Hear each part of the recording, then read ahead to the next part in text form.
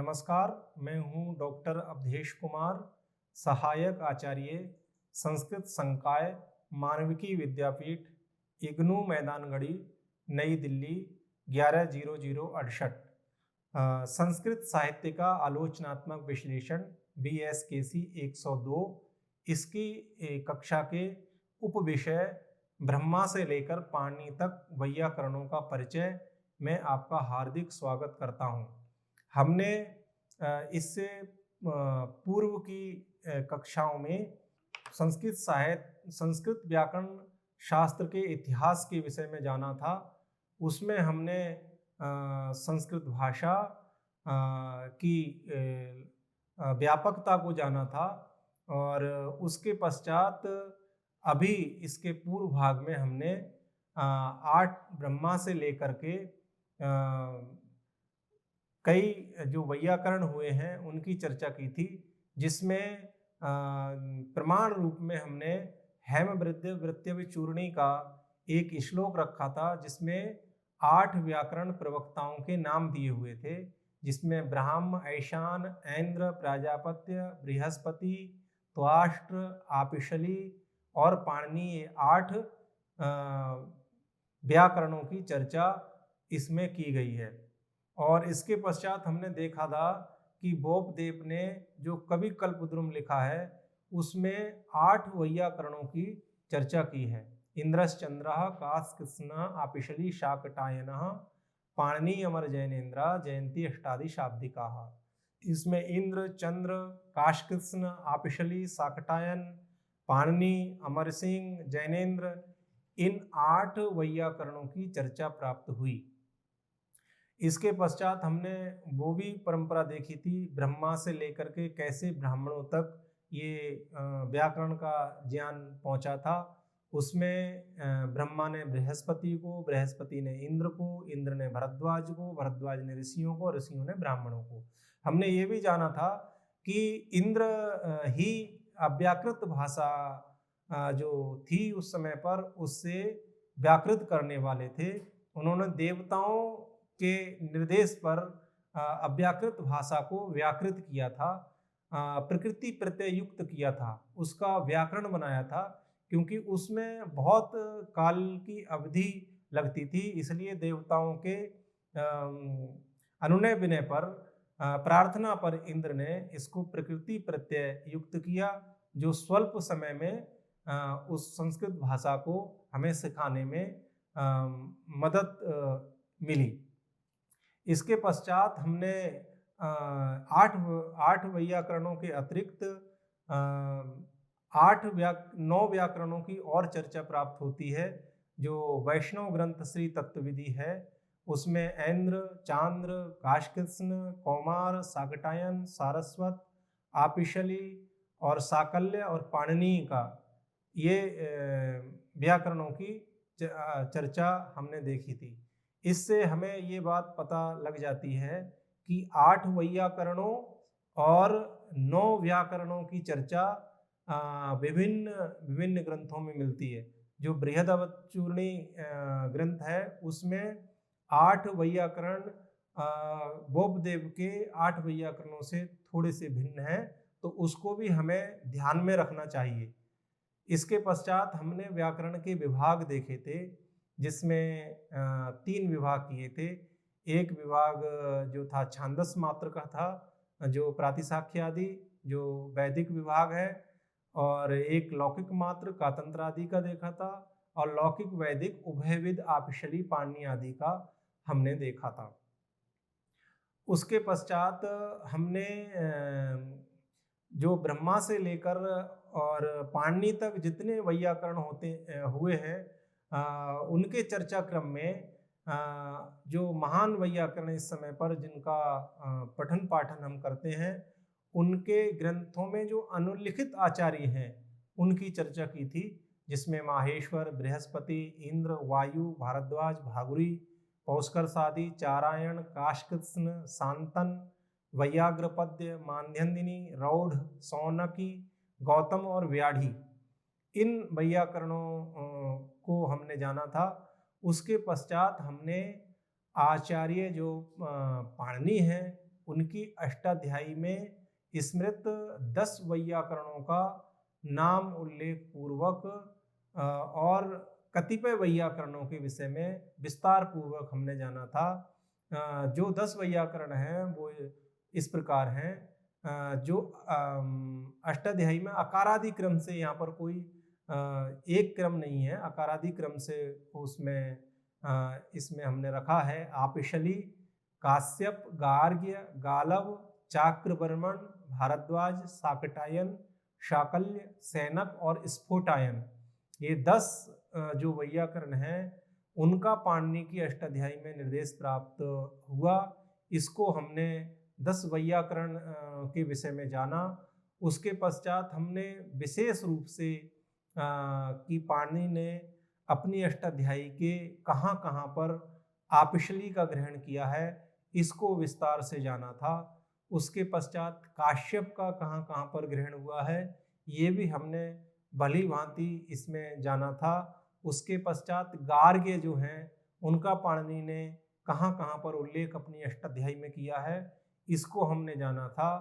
उसके पश्चात गालव नाम के जो वैयाकरण हुए हैं वो उनका उल्लेख पाणिनि ने कहाँ कहाँ पर किया है, इसको जाना था। इसके पश्चात चाक्रवर्मण नाम के जो वैयाकरण हैं उनका उल्लेख अष्टाध्यायी में कहाँ कहाँ पर हुआ है, इसको हमने जानने का प्रयास किया था। और उसके पश्चात भारद्वाज का हमने वर्णन देखा था कि भारद्वाज जो है एक तो आचार्य का भी वाचक है और एक स्थान का भी वाचक है। अष्टाध्यायी में यद्यपि इसका 2 जगह उल्लेख मिला है, तो जिसमें ऋतु भारद्वाजस्य जो सूत्र है वहाँ पर भारद्वाज से आचार्य का ग्रहण बताया था, और क्रीकर्ण पर्णाद भारद्वाजे एक जो सूत्र है वहाँ पर कास्काकार के मतानुसार हमने भारद्वाज देशवाची के रूप में जाना था कि यहाँ पर भारद्वाज शब्द स्थान विशेष का वाचक है। इतना हमने ब्रह्मा से लेकर और पाणिनि तक के कुछ आचार्यों की चर्चा आपके समक्ष इसके पूर्व भाग में की थी। अब हम आगे जो पाणिनि की अष्टाध्यायी में स्मृत आचार्य हैं शाकटायन, उनके विषय में विस्तार से जानने का प्रयत्न करते हैं। आचार्य पाणिनि ने अपनी अष्टाध्यायी में शाकटायन का 3 बार उल्लेख किया है, और जो इसके अलावा यास्क ने भी इनका उल्लेख अपने निरुक्त में किया है। तो पाणिनि का हम देखते हैं कि पाणिनि ने लंगाह शाकटायनस्यैव, ये पाणिनि का सूत्र है। अष्टाध्यायी के 3 अध्याय के 4th पाद में 111वें सूत्र में वो इन आचार्य का स्मरण करते हैं। इससे ये ज्ञात होता है कि शाकटायन भी एक महान वैयाकरण रहे हैं, जो आचार्य पाणिनि ने जिनका नाम उल्लेख पूर्वक उनके मत को यहाँ पर उद्धृत किया है। इसके पश्चात आचार्य पाणिनि ने 8वें अध्याय के 3 पाद के 18वें जो सूत्र है उसमें शाकटायन की चर्चा की है। सूत्र इस प्रकार है, व्योर लघु प्रयत्न तरह शाकटायनस्य। इसमें शाकटायन वैयाकरण की चर्चा है। तो इनके मत का आदर पूर्वक जो इन्होंने ग्रहण किया है आचार्य पाणिनि ने, उससे हमारे लिए ये बात पता लगती है कि ये भी एक महान वैयाकरण रहे। यद्यपि इनका इस समय पर कोई भी ग्रंथ और सूत्र उपलब्ध नहीं है, किंतु अष्टाध्यायी में आचार्य यास्क के जो ग्रंथ है निरुक्त, उसमें इनका बड़ा ही आदर पूर्वक नाम लिया गया है। आचार्य यास्क ने वैयाकरण जो शाकटायन हैं उनके मत का उद्धरण दिया है, उनके मत को उद्धृत किया है। पतंजलि ने स्पष्ट शब्दों में शाकटायन को व्याकरण शास्त्र का प्रवक्ता कहा है। इस प्रकार जो हमारे महान आचार्य लोग हैं उनका शाकटायन के विषय में मानना है कि ये भी एक महान वैयाकरण रहे थे, जिनका केवल मत ही आज हमारे समक्ष उपस्थित हैं। कोई व्याकरण ग्रंथ इनका उपलब्ध नहीं है और ना ही कोई सूत्र हमारे लिए यहाँ पर इनका प्राप्त होता है। वैयाकरणों की महान परंपरा में शाकटायन सबसे अधिक स्मरण करने वाले आचार्य हैं। इसके पश्चात हम शाकल्य जो हैं उनका पाणिनि ने अपने अष्टाध्यायी में उल्लेख किया है। तो अष्टाध्यायी में आचार्य पाणिनि इनको 4 जगह पर इनके मतों को उद्धृत करते हैं। सबसे पहले आप देखेंगे संबुद्धौ शाकल्यस्य तावनार्षे, ये पहले अध्याय में ही पहले पाद का 16वां सूत्र है। इस सूत्र में बड़े ही सम्मान के साथ शाकल्य आचार्य का निर्देश प्राप्त होता है। इसके पश्चात छठे अध्याय के प्रथम पाद के 127वें सूत्र में इनका स्मरण हुआ है, इकोह सवर्णे शाकल्यस्य ह्रस्वश्च के रूप में। यहाँ पर भी शाकल्य का ग्रहण है। आचार्य जो पाणिनि हैं उन्होंने शाकल्य के मत को उद्धृत किया है। इससे ये पता लग जाता है कि ये इनका भी एक व्याकरण किसी समय पर प्रचलित रहा, जो पाणिनि ने इनको अपने अष्टाध्यायी में स्थान दिया, इनके मत को उद्धृत किया है। एक जगह पर लोपः शाकल्यस्य सूत्र है, जो बड़ा ही प्रसिद्ध सूत्र है, जो लगभग सब लोगों को याद होता है। उस सूत्र में भी शाकल्य के मत को उद्धृत पाणिनि करते हैं, जो 8वें अध्याय के तृतीय पाद के 19वां में सूत्र है। और उसके पश्चात सर्वत्र शाकल्यस्य, ये भी 8वें अध्याय के का सूत्र है, जो चतुर्थ पाद का 51वां सूत्र है। महाभाष्यकार ने छठे अध्याय के प्रथम पाद के 127वें सूत्र पर शाकल्य के नियमों का शाकल नाम से उल्लेख किया है। इनका व्याकरण और वैदिक मतलब एक इनके 2 प्रकार का व्याकरण प्राप्त होता है, एक तो लौकिक व्याकरण और एक वैदिक व्याकरण। ये उभयविध व्याकरण के प्रवक्ता रहे, जिस प्रकार से पाणिनि है। पाणिनि का जो व्याकरण है वह भी दोनों प्रकार के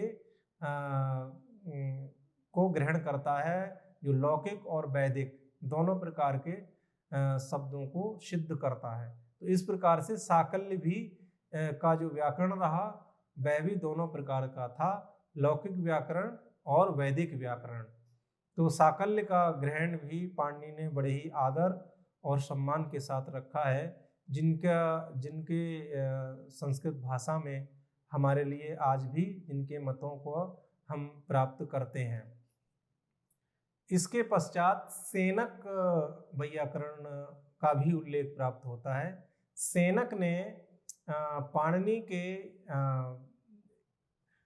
जो अष्टाध्यायी है उसमें इनको पाणिनि ने केवल एक सूत्र में स्मृत किया है, और जो 5वें अध्याय के चतुर्थ पाद का 122वां सूत्र है उसमें केवल एक स्थान पर पाणिनि ने इनका उल्लेख किया है, इनके मत का ग्रेश्च सेनकस्य, ये सूत्र है पाणिनि का। इसके अतिरिक्त इनका उल्लेख हमें कहीं भी प्राप्त नहीं होता है।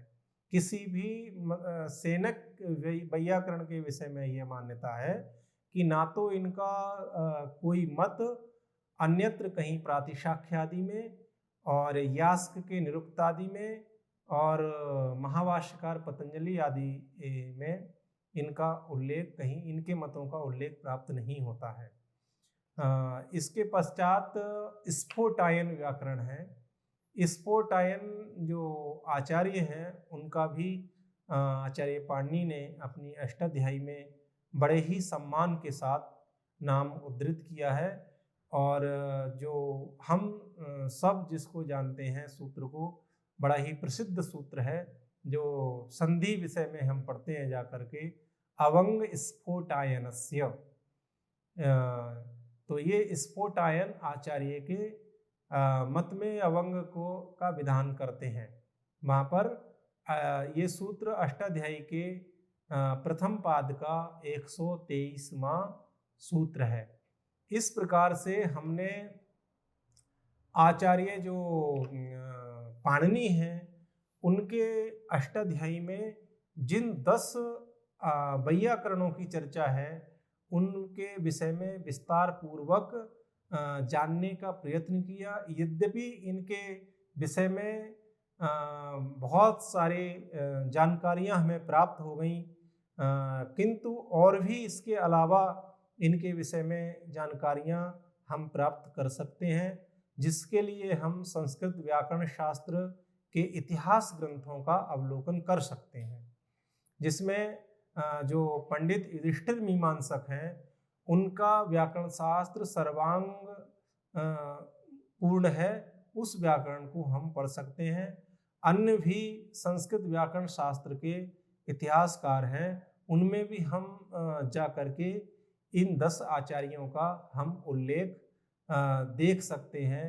इनको बड़े ही सम्मान के साथ सभी ने इनका वर्णन किया है। आचार्य पाणिनि के आधार पर हमने जो बिल्कुल इनके विषय में जो महत्वपूर्ण जानकारी थी उस जानकारी को हम जान गए हैं। तो हमें एक बात यहाँ पर ये स्मृत रखनी है कि आचार्य पाणिनि ने 10 वैयाकरणों का उल्लेख अपनी अष्टाध्यायी में किया है। तो हमें ये बार बार इसलिए कहा जा रहा है कि ये प्रतियोगी परीक्षाओं में प्रश्न के रूप में पूछा जाता है। और अष्टाध्यायी ग्रंथ भी किसने लिखा है तो ये भी हम जान ही गए हैं। बार बार इन्हीं के आधार पर समस्त वैयाकरणों की चर्चा हुई है। तो वो ऋषि कौन है? पाणिनि है, जिनको हम ऋषि, महर्षि, वैयाकरण आदि नामों से जानते हैं। तो इस प्रकार हमने कुछ ब्रह्मा से लेकर के और वैयाकरणों की थोड़ी सी आपके समक्ष चर्चा प्रस्तुत की। अब हम उस महान आचार्य के विषय में भी जानने का प्रयत्न करेंगे, जिनके आधार पर हमने इन 10 जो वैयाकरण हुए उनको हमने जाना। अब हम पाणिनि के विषय में थोड़ा सा चर्चा करेंगे, क्योंकि इस समय पर जैसा कि हमने पहले जाना था कि पाणिनि ही एक ऐसे आचार्य हैं जिनका व्याकरण आज पूरे विश्व में पढ़ाया जाता है। पाणिनि ही संसार के सबसे बड़े वैयाकरण, जिसको पाश्चात्य लोग जो हैं वो ग्रामेरियन कहते हैं। सबसे महान यदि कोई ग्रामेरियन है तो पाणिनि है। इनका व्याकरण के जो नियम हैं वो बहुत ही सटीक है, इसलिए पाणिनि का व्याकरण आदर और सम्मान के साथ संपूर्ण विश्व में पढ़ाया जाता है। और विदेशी इस पाणिनि के व्याकरण पर बड़े ही हतप्रभ हैं कि इस भाषा को इन्होंने कैसे कंट्रोल किया, कैसे व्याकरण के नियमों में बांधा। हम पाणिनि के जो परिचय है वो हम थोड़ा सा भौगोलिक भारत के विषय में जानकारी प्राप्त के बाद हम जान पाएंगे कि पाणिनि का जो जन्म है इस समय के भारत में नहीं हुआ था। वो आज़ादी से पूर्व जो हमारा भूभाग था पाकिस्तान, वहाँ पर इनका जन्म हुआ था। वहाँ अटक के पास में एक लाहौर नाम का ग्राम है, वहाँ पर इनका जन्म हुआ था। और इनको शालातुर्य नाम से जानते हैं, जो हम आगे देखेंगे इनके नामों में। तो पाणिनि का जो जन्म है वो पाकिस्तान, जो वर्तमान का पाकिस्तान है, वहाँ पर हुआ था। उस समय भारत की जो सीमाएं थी अपनी, वो भौगोलिक दृष्टि से एक ही थी। तो पाणिनि का जन्म पाकिस्तान में हुआ। और जो पाणिनि नाम है वो कैसे बना है, तो ये व्याकरण के नियमों से, जैसे पणिन एक नकारांत जो शब्द है उसमें अपत्य अर्थ में अण प्रत्यय करके पाणिन शब्द बना लेते हैं। पुनः उससे हम पाणिनि का जो अपत्य है उससे ईय प्रत्यय करते हैं अपत्य अर्थ में, तो पाणिनि शब्द बनता है। और भी अनेक प्रकार से इसकी व्युत्पत्तियां की जाती हैं, इसका प्रकृति प्रत्यय विभाजन किया जाता है। अकारांत पणिन शब्द से भी पाणिनि शब्द का निर्माण होता है। तो इस प्रकार से पाणिनि जो नाम है वह पणि का पुत्र होने के कारण इनका नाम ये पड़ा। इनके विभिन्न नाम हमारे लिए प्राप्त होते हैं। पाणिनि, पाणिन, दाक्षीपुत्र, शालंकी, शालातुरीय, आहिक, ये नाम हमारे लिए प्राप्त होते हैं। इस सालंकी नाम पर पंडित शिवदत्त शर्मा ने पाणिनि के पिता का नाम शलंक निर्धारित किया है, जो हम पंडित युधिष्ठिर मीमांसक के व्याकरण शास्त्र के इतिहास में भली भांति देख सकते हैं। इनकी जो माता थी उनका नाम दाक्षी था। इनके जो वंश परंपरा में देखते हैं तो इनके जो नाना थे उनका नाम बेड था, और बेड के जो पुत्र हुए उनका नाम ब्याडी था। ब्याडी की एक बहन थी व्याड्या, या जिसको हम दाक्षी कहते हैं, वो पाणिनि की माता का नाम था। तो इस प्रकार से इनकी जो वंश परंपरा है हमारे लिए प्राप्त होती है। इनके जो एक भाई भी थे, अनुज थे, उनका नाम पिंगल था। इनके गुरु का नाम जो था वो वर्ष था, जिन्होंने इनको शिक्षा दी थी। एक इनका शिष्य भी हुआ, उसका नाम कौत्स था। जो अर्वाचीन जो वैयाकरण है वो इनके गुरु का नाम महेश्वर भी मानते हैं। पंडित युधिष्ठिर मीमांसक ने अंत और बाह्य साक्ष्यों के आधार पर इनका काल विक्रम पूर्व 2900 वर्ष माना है। इनके जो पाणिनि का शब्दानुशासन है वो अष्टाध्यायी, धातुपाठ, उणादिकोश, लिंगानुशासनम और गणपाठ के रूप में जाना जाता है। अंतिम के जो 4 हैं, धातुपाठ, उणादिकोश, लिंगानुशासनम, गणपाठ, ये जो है इनके खिल पाठ कहलाते हैं। तो जो पाणिनि हैं उनका जो शब्दानुशासन है, जो अनुशासन शब्द है, वो उस पर भी हमने जब शास्त्र के परिप्रेक्ष्य में चर्चा एक बार की थी कि शास्त्र के बाद, क्योंकि जो सबसे पहले प्रवक्ता हैं जिनका आदि प्रवचन हमें प्राप्त होता है वो शास्त्र के रूप में जाना जाता है, और उनके पश्चात जब कोई उसी बात को कहता है तो वहाँ पर अनु लग जाता है। अनु का अर्थ ही पश्चात होता है। तो जो ब्रह्मा ने शासन किया था शास्त्र, उसके पश्चात इसका पाठ होने के कारण ये पाणिनि का अनुशासन, शब्दों का अनुशासन, शब्दानुशासन कहलाता है। पाणिनि की जो अष्टाध्यायी है वह 8 अध्यायों में विभक्त है। ये हमने नाम मात्र से चर्चा की थी कि 8 अध्याय हैं उसमें, जैसा कि इसके नाम से ही हमें विदित हो जाता है। अष्टाध्यायी में 8 अध्याय हैं और प्रत्येक अध्याय में पाद हैं। तो जो प्रत्येक अध्याय है उसमें 4 पाद हैं। तो इस प्रकार से 32 पाद कुल इसमें अष्टाध्यायी में प्राप्त होते हैं। जो कुछ लोगों का मानना है कि जो अष्टाध्यायी के प्रारंभ में प्रत्याहार सूत्र हैं वो पाणिनि के नहीं हैं, वो महेश्वर से प्राप्त हैं। तो इसके विषय में भी पंडित युधिष्ठिर मीमांसक ने व्याकरण शास्त्र के इतिहास में लिखा है कि ये पाणिनि के द्वारा ही लिखे गए हैं, और उन्होंने उन भूलों को भी निर्दिष्ट किया है जो जिन भूलों के कारण वैयाकरण जो इतिहासकार हैं वो इन 14 सूत्रों को पाणिनि का नहीं मानते हैं। तो प्रत्याहार सूत्र हमारे लिए सबको पता ही है, जिसमें अयूण, ऋलऋक, एयोंग, अयौच, हयवरट, लर्ण, यम, गणनम, झवय, घ, ढ, ध, श, ज, व, ग, ड, दस, ख, फ, छ, ठ, त, चट, तव, कपय, श, श, सर, हल, ये 14 सूत्र हैं जिनका पाणिनि ने अपनी अष्टाध्यायी में वर्णन भी किया है आगे। तो जो प्रथम अध्याय है उसका पहला जो सूत्र है वो वृद्धिरादैच सूत्र है। प्रथम अध्याय के प्रथम पाद का पहला सूत्र ये वृद्धिरादैच है। इस प्रकार से जो अष्टाध्यायी है उसमें सूत्रों का पाठ है।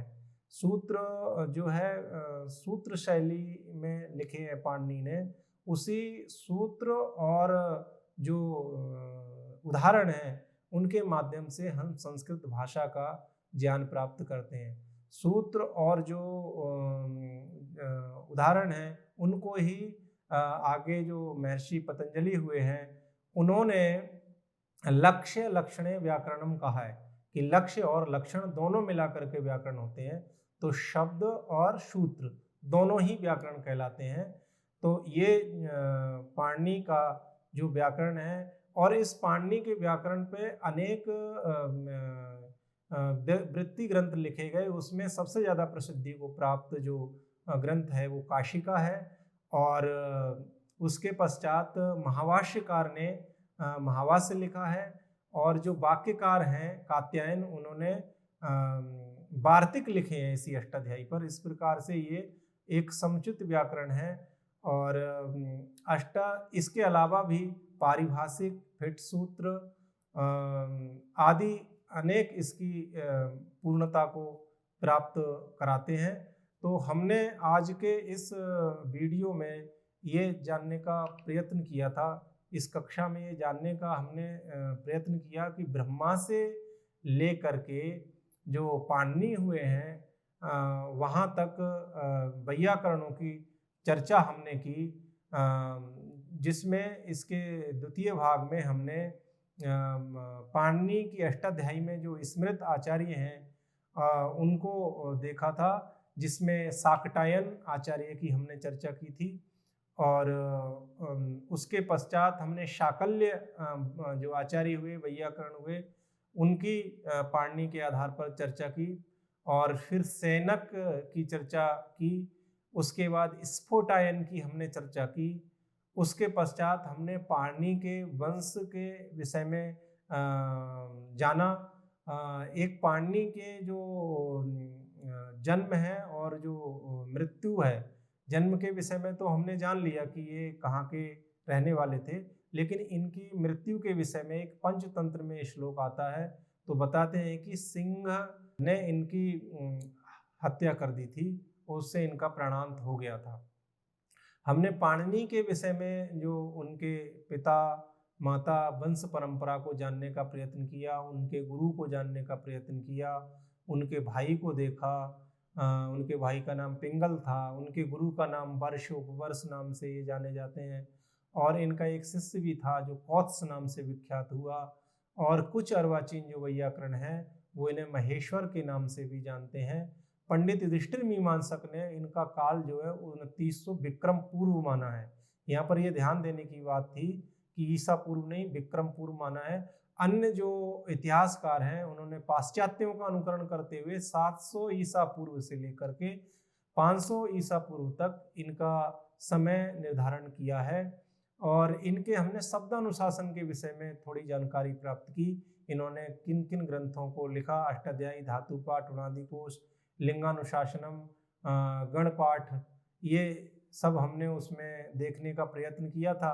पाणिनि का जो ग्रंथ है उसमें शिक्षा ग्रंथ भी है, जिसको पाणिनीय शिक्षा कहते हैं। और एक जो शिक्षा ग्रंथ है, जो पाणिनीय जो शिक्षा ग्रंथ है वो श्लोकात्मक है। और एक सूत्रात्मक भी शिक्षा ग्रंथ है जिसको वर्णोच्चारण शिक्षा के नाम से जाना जाता है, जो स्वामी दयानंद सरस्वती के प्रेरणा से 1936 के अंत में प्रकाशित हुई थी। इसके अलावा इन्होंने एक महाकाव्य लिखा है जिसको जामवती विजय नामक महाकाव्य कहते हैं।